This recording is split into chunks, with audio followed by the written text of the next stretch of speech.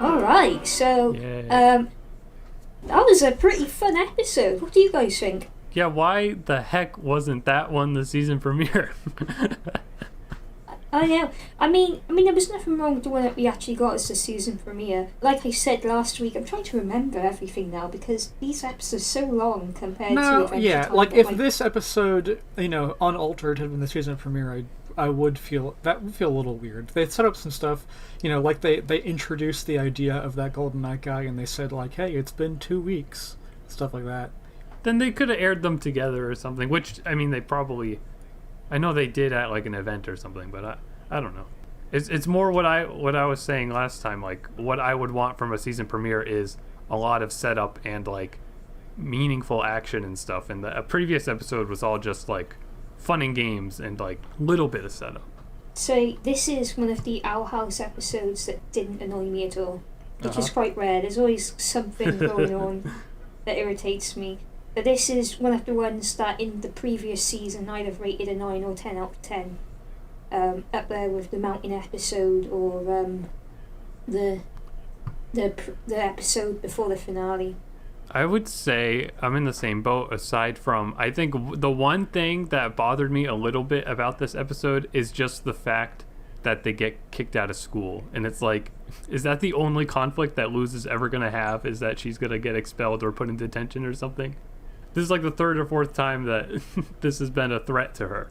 I hope it doesn't happen again. Yeah, if it happens again, that would seem excessive. But I also understand why it's a big deal for her, because, she's not going to learn magic any other way. Yeah. I mean, didn't they learn magic in this episode without going to school? Yeah, but that's a different kind of magic. Yeah, but that's the magic that Luz is learning.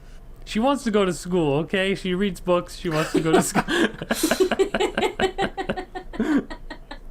She's a nerd. She wants to go to school. You're a nerd. I know that. Right. Right, okay, so Amity's parents. We finally get to meet them after all of this build-up. Uh-huh. Like, I was not expecting Dad Blight to be this just, like, engineer guy who just does his own thing completely. Yeah, isn't even paying attention to what's going on around him. I was worried that he was going to be completely silent. I'm very glad that he wasn't.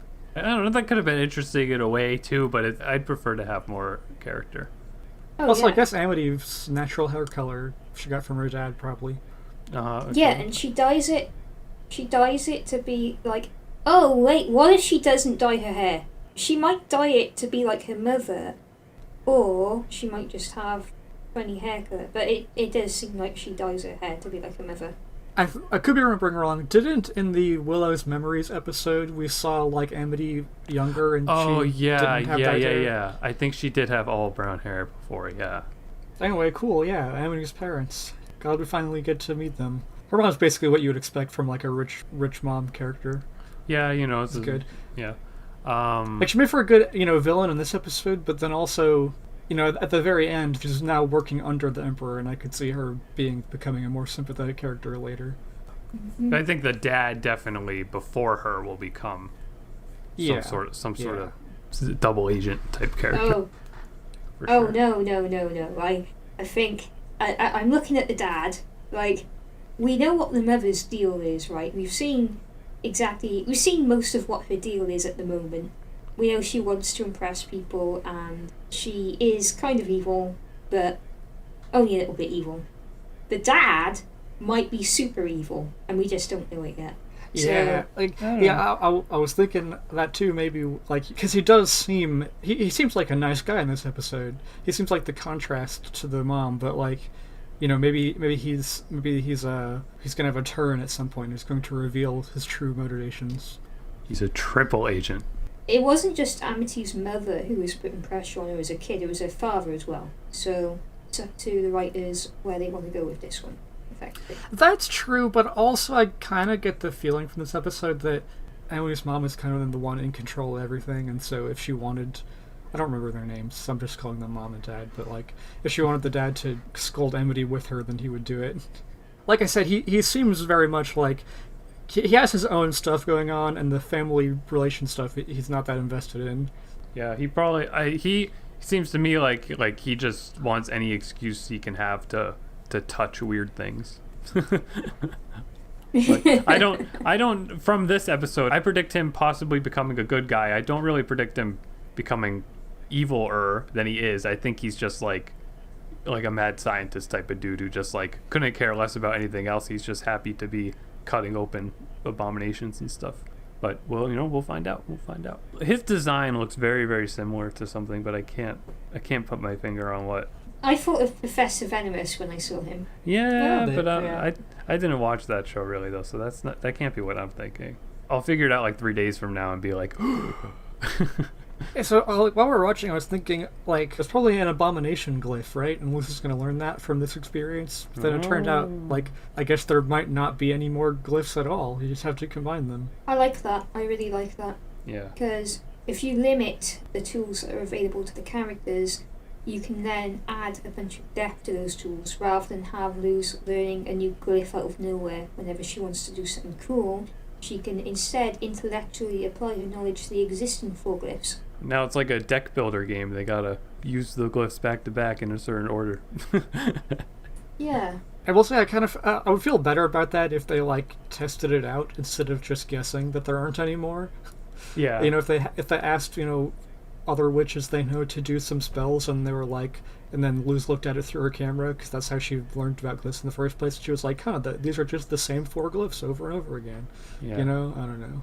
I thought it was a little weird too how Lilith just like comes in and explains all that, and that like because the B plot was about Ida not wanting to follow the rules. Like Ida should have discovered it herself or something, or Lilith should have been the focus of the B plot, because it seems like very blatant exposition when Lilith is just like, oh no, I discovered this off screen while the episode was happening. I think they're trying to show how the rivalry between Lilith and Ida is reshaping a little bit. Now that they're on an even ground and they're using words and knowledge, Lilith is getting a bit of an advantage at the beginning, but Ida will no doubt regain that advantage later in the season. Yeah, I guess if it happened the way that that I was saying I would have preferred, then it would have been less exposition-y that way. But also in the episode, I wasn't bothered so much by Lilith exposition as much as King jumping to the conclusion that that there aren't any more glyphs. Because that seems like a bit of a reach from what Lilith said too. Yeah. But I assume we're supposed to just take that as canon now, which is fine, which is interesting. But I kind of don't like the way they got there, I guess. I don't know, but maybe maybe it isn't. We'll find out. Maybe we'll find out the 5th glyph, which is love or something. Yeah, let's go. Power of friendship.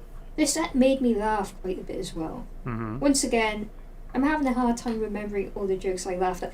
Oh, Principal Blum. Yeah, I was gonna say, who didn't get a resolution in this episode? Principal Bump. He was like, oh no, my life is ruined. And then they didn't actually go back to school in the episode. They just got permission to go back to school. So I don't know how he's doing. I like that they showed him, because I never know what that guy's deal is, right? And I'm like, does he like them? Is he gonna get rid of them at any moment's notice, like he did in the first episode? But I did like that there was a little bit of consistency this time around with him being told they couldn't go to school, but really wanting them to be in school anyway and crying because he misses the drama. That was funny. And Gus eating the ticket as soon as Amity's mother handed it to Luz. And what about the emotional elements of the episode? Amity and her relationship to her mother and standing up to her. Yeah, I thought that was good. That was all well paced. Expectable, but it was all well done. I thought in particular that bit of action towards the end when they're fighting that abomination, that was like, that was good stuff. Just that scene alone bumped up the score for this one for me quite a bit. Yeah, I just, I hope that continues into future episodes, because I was thinking this is sort of a big thing. We're still really early in this season, and this Amity's family dynamic has kind of been like the setup for her whole character up to this point. So I don't know. It seems like a big deal that she would just sort of get over it in one episode. But I hope that she does. I hope she continues to stand up to her family. Yeah, because there's definitely some sort of element now too where they're using her for something. Like they need her to become a head of a coven, or they need her to get stronger. for their own gain, and we need to figure out what's up with that. And I'm sure that'll be what they cover as it goes on. I'm glad they didn't hang around too long on the incredibly predictable and inevitable conflict of Amity's mother not approving her hanging out with Luz and Amity not helping Luz.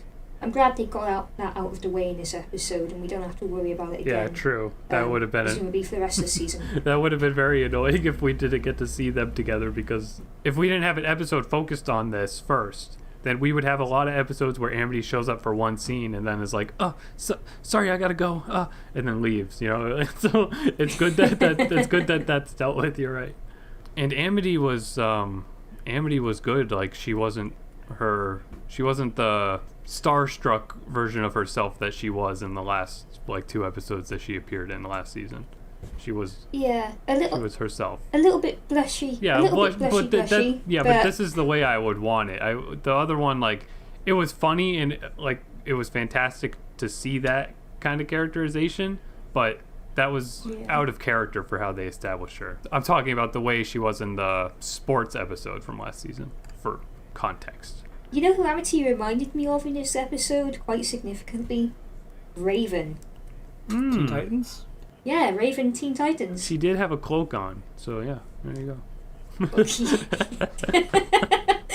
That's the end of the sentence. No, I mean her cool attitude, but her desire to claim her friends for her own, for example. Stay away from my Luz. That's a very Raven line. Mm-hmm. That's a very line that we're going to see a lot being tweeted on Twitter. Yeah. Did we mention Gus yet? Do you want to talk about that in the podcast? Yeah, sure. That was jarring, but I mean, I guess as far as I could tell, just from credits that I looked at, which is just the wiki, which may not be updated, but I'm pretty sure it's just him, and he just actually got older, which is pretty funny. Kind of jarring. Maybe they could have done a better joke for it rather than just a quick mention, but you know. Maybe they could have. I know it was only supposed to be 2 weeks, but it's not that big of a deal if his voice is suddenly deeper. I mean, Adventure Time did it in season 2. It wouldn't have been a big deal if they kept Gus the same size, but his voice was just a bit deeper. But now, witch puberty is part of the law. Yeah. That's going to be part of the law forever. I can only assume that it's just something that happens instantly to witches. Also, this is the thing I was talking about with a friend the other day. Is witch the name of the species of these people in the Boiling Isles who look like humans but with elf ears? Good point. Because other people use magic. You know, there are other races attending Hexside for sure, but are they also witches? What about the demon characters? The little demons. What is the law, Tulip? Because they can't all be the same species. Well, because they're clearly not. According to the Gus Porter wiki page that I still have open, on the wiki it says he is a witch as a species. But what about the other witches that aren't the same? Okay, but check Basha, because she's not the same race presumably, right? Basha, gender female, occupation student, species witch. All right. It's going to be like demons and candy people when there's 1 million of them, but they're all somehow the same species. And there's also a frog reference, a frog show reference. That was good. Still haven't seen that show. Yeah, but how does that amphibia, we should say, so people understand what we're talking about. But how does that tie into the lore then of both shows, huh? I don't think it does. I think it's that's just what frogs are. That's what they want you to think. We didn't think Gravity Falls and Rick and Morty took place in the same universe. What? They don't. Gravity Falls and Rick and Morty explicitly take place in different universes. In different universes, but it is the same multiverse universe within the fictional universe of the universe. When do we get a Steven Universe crossover? Well, we did with Uncle Grandpa already, so we don't need another one. Garnet was in OKKO. They already did it twice, so we're good. Adventure Time never did it. Adventure Time only did it with Minecraft. They did it with freaking Minecraft of all things. Not true. Mordecai makes a cameo in the ketchup episode. Oh, you're right, but from Bemo's imagination. So maybe Bemo used to watch regular show. Maybe How do Bimo- you guys rate this episode? Oh crud! I'd say an 8 or 9 out of 10. It was a fun episode. Yeah, I'm worried about rating it too high, but like Me too. I think it's a 9. I'm still feeling that, you know, it's been a long time since we rated a lot of episodes, and also I'm realizing part of the stress of this for me is that I'd seen almost every episode of season 1 before we reviewed them, so I sort of knew going in how I felt about them. But this is entirely new. I definitely like this one better than the previous one, and I gave that a 7. So I don't know. I'm leaning towards 9. Maybe our entire system is just going to fall apart as the season goes on. Yeah. Maybe we'll have an episode that's better than 10 and an episode that's worse than 1. Maybe. I've never rated anything a 10, I don't think. You were very resistant against rating things 10. I want to rate, yeah. When I do like video review stuff, like I will rate something a 10 if it makes me like cry tears. Other than that, 9.5. I don't know. Like, I don't really have any complaints about this episode, but also I feel like there's definitely episodes out there I could enjoy more than this. Yeah. So I'm gonna say 8.5. That's my final rating. All right. I'd say the same, 8.5. I think I'm gonna stay with 9 on this one. I liked all the characterizations and everything, and like I said, the bit of action at the end, and like Luz and Amity interacting there was adorable and great, and I think that was enough to raise it 0.5 for me. We'll say so it's a 9. Cool. It's not as good as the library episode though, so that's why it's not. That's why it's not a 9.5. But Okay, fabulous. What's happening next week anyway? oh, next week, actually the Owl House is canceled next week. It's not. This is the last episode.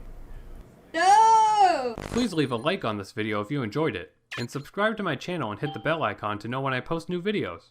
Thanks for watching, and super special thanks to my Patreon supporters. Support me on Patreon and you'll be able to submit video topics, see exclusive behind the scenes content, and help me keep this channel going. Also follow me on Twitter and TikTok for special updates.